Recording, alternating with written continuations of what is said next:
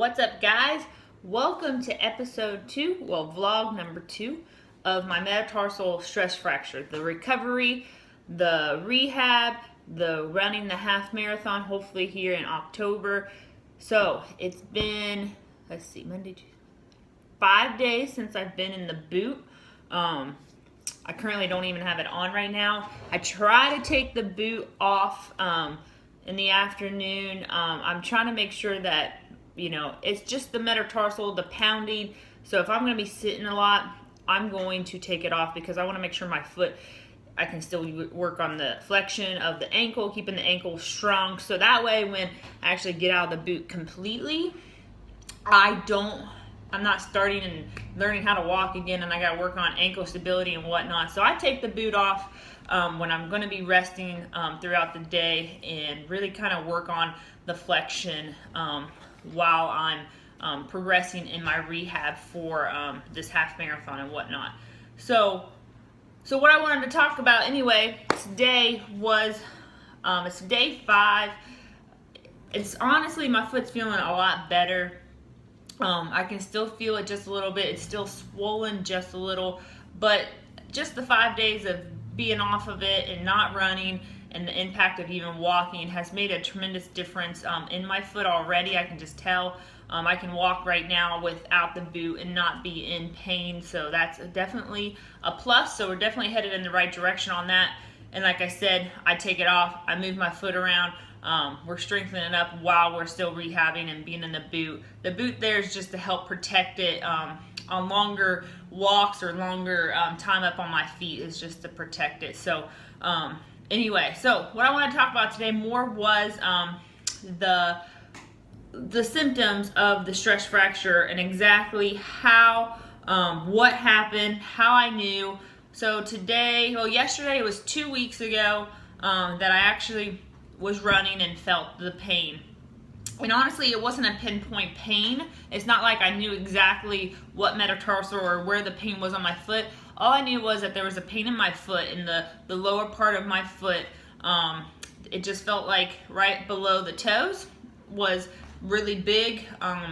Like my shoe, like I said in the first one, like my shoe either got smaller, and my foot got bigger or something. It just felt like my foot was swelling up a little bit. So anyway, that was during a 4-mile run. Took the shoe off. I thought that the pain would go away just because I thought it was just a normal running pain, and it didn't. So every day I just felt worse and worse and worse. But what I kept doing was I kept watching my foot. So in the morning when I would get up, sometimes it would hurt when I first got out of bed, taking that first step. It would hurt, but not always.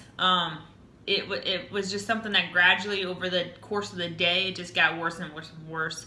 The foot swelled up more at the end of the day, and just that lower part, there was a little bit of redness and swelling right where the second, third, and fourth toe was on that flat surface where your metatarsals start.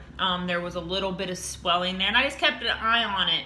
And after I would run or do a lot of walking being on my foot, you could just tell the difference. And so that's what I knew, something exactly was going on. And I really just kept watching it. And I did that 8K race, and I felt some pain, but not enough that it really bothered me, and I could still keep running with the normal form and everything else, and not feeling like I was overcompensating at all. So I ran that 8K race, and then took 2 days off, ran again.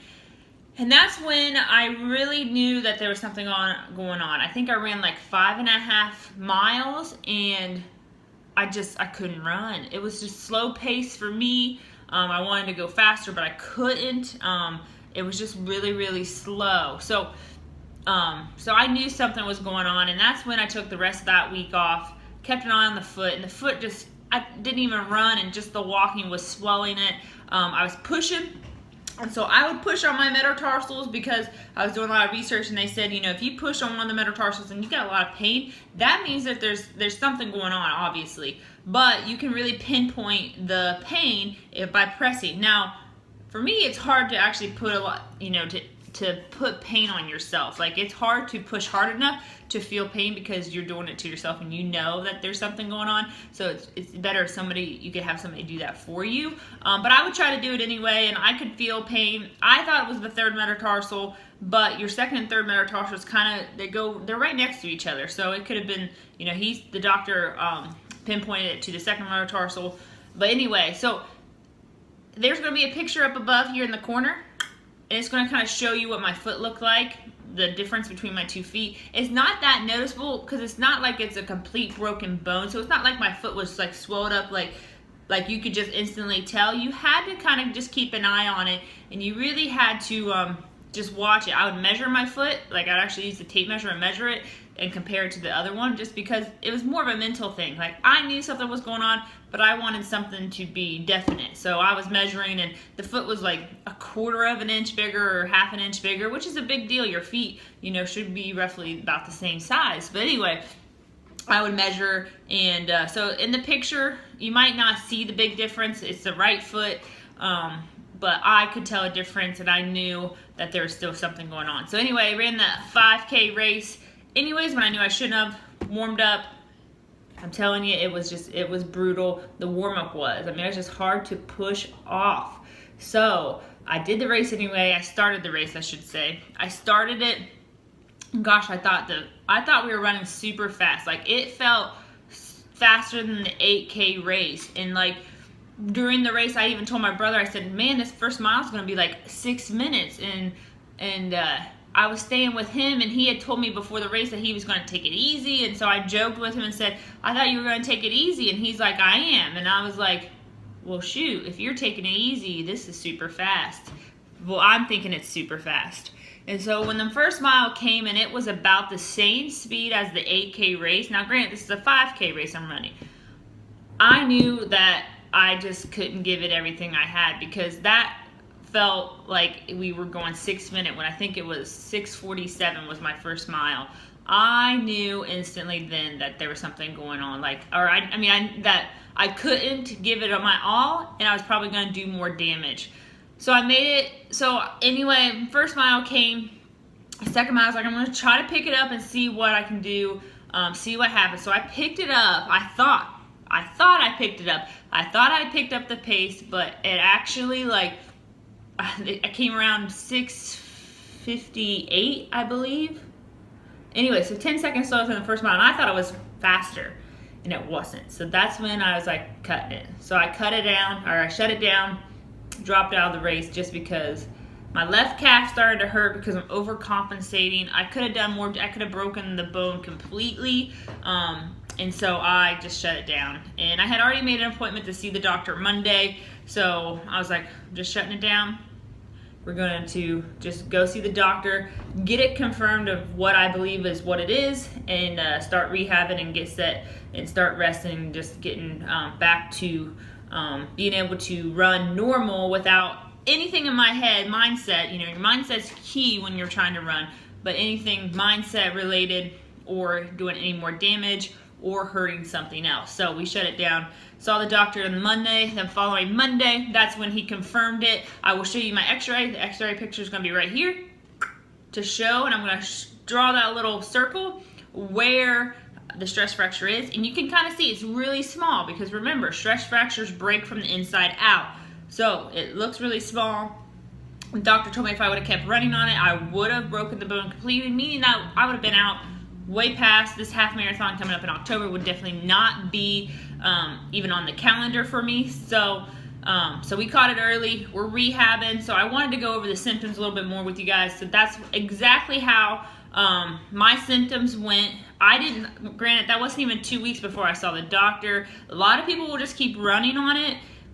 I just knew I didn't want to do that and put myself at more risk. So I didn't. But a lot of people will. If you can go through that pain, you'll push through it. I don't recommend doing that, because then you're going to break your whole bone and put yourself backwards. So I don't recommend that. But a lot of people will do that because we're stubborn people. We don't want to go see a doctor. But I just knew that I needed somebody to tell me that I couldn't run, because if I wouldn't have saw the doctor and I still thought it was a stress fracture, I probably would still try to be running right now, because I need somebody to tell me not to. So even though I know something's wrong, but I need somebody professionally to tell me that I can't. So I went to a sports med doctor as well. So make sure you do your research on your doctors around and you pick the proper doctor who's going to not send you everywhere getting all these tests done to figure out what it is, because stress fractures don't always read so easily on an x-ray. So just remember that, do your research, pick the proper doctor to go to, somebody who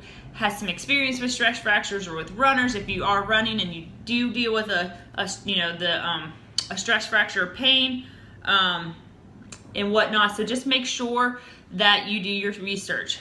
But if you guys have questions about any more of the symptoms that I went through, or anything else related to the doctor's visit, exactly what went done, like I said, I'm only 5 days in the boot. We still got roughly 3 weeks left in the boot.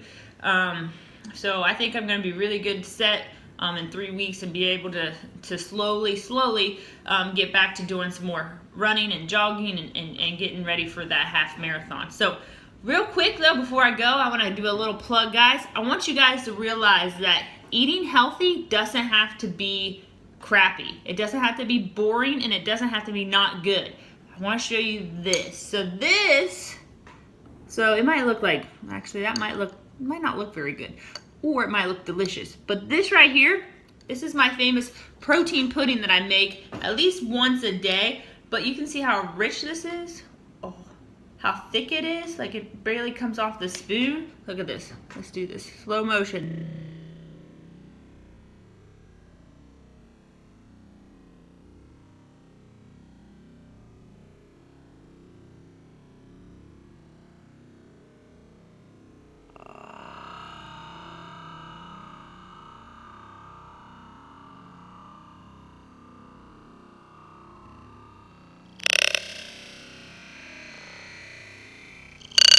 Anyway, this right here is 1 scoop of protein powder, a brownie batter that I'm using, so it's really rich, chocolatey, with 1 tablespoon of peanut butter and some almond milk, just a little bit of almond milk to make this consistency. Look how much you get though, 1 scoop. So this is 25 grams of protein, just a little bit of, well, probably roughly about 7 grams of fat, maybe, well, my protein powder has 4 grams of carbs and some peanut, so probably maybe 6 grams of carbs right here. This is a little snack for me, get my protein in, low carb, a little bit of fat, healthy fat.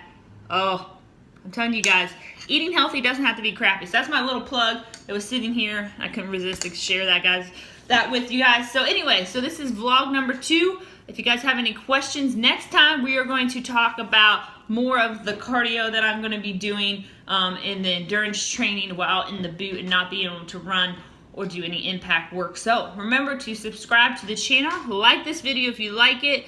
If you want any more recipes, let me know too, and I will share a ton of my recipes. But anyway, so you guys have a wonderful day. Thank you for watching. Hit the subscribe button, hit the like button, and I'll see you guys in the next video.